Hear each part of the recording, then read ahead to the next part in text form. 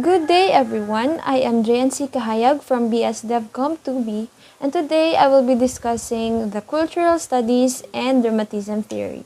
First and foremost, what is cultural studies?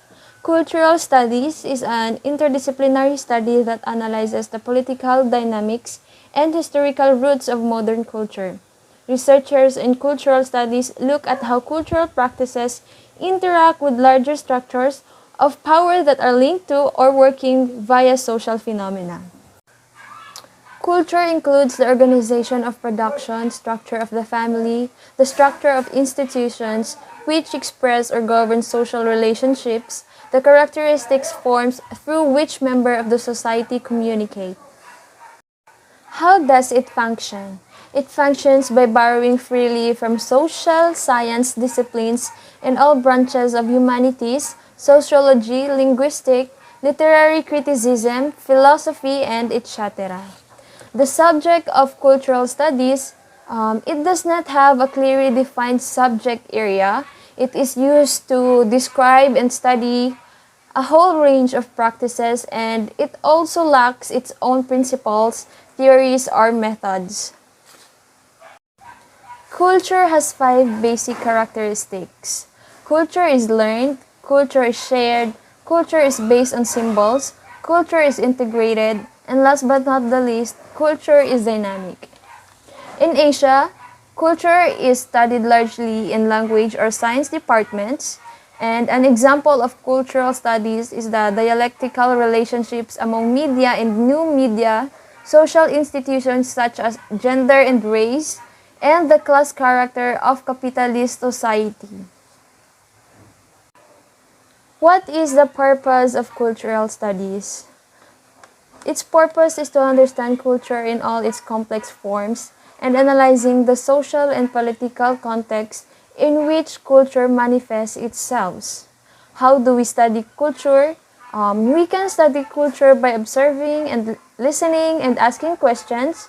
Observing is a very basic skills, but we are often lazy with what we observe, so we fail to notice important details. We need to be active on what is going on around us. Dramatism theory was invented by Kenneth Duva Burke. He was an American literary theorist and novelist who wrote on 20th century philosophy, aesthetics, criticism, and the rhetorical theory. As a literary theorist, Burke was best known for his analyses based on the nature of knowledge. He was born on May 5, 1897 in United States and died on November 19, 1993. What is dramatism? Dramatism states that life is a drama. Therefore, one can understand the speaker's motive through the dramatistic pentad of act, scene, agent, agency, and purpose.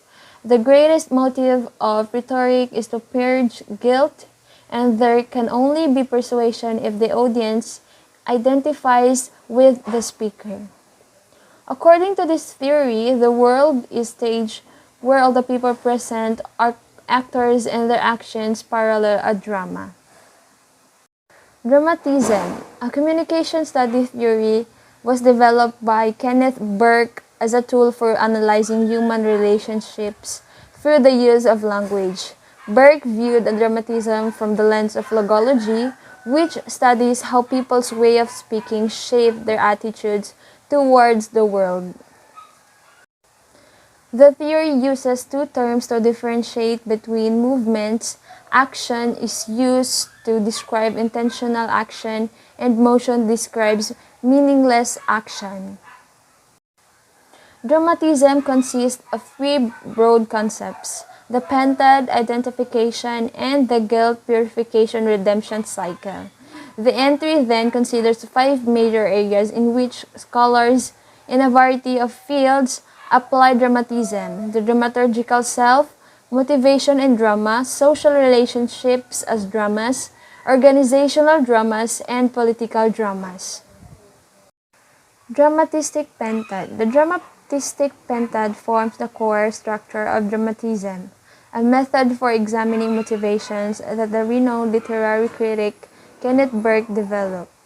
The dramatistic pentad comprises the five rhetorical elements: act, scene, agent, agency, and purpose.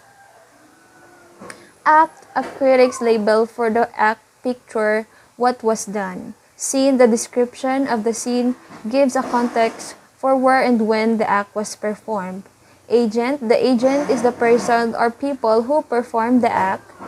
Agency is the means the agent used to do the deed. Purpose, the speaker's purpose is the stated or implied goal of the address. That would be all, and thank you.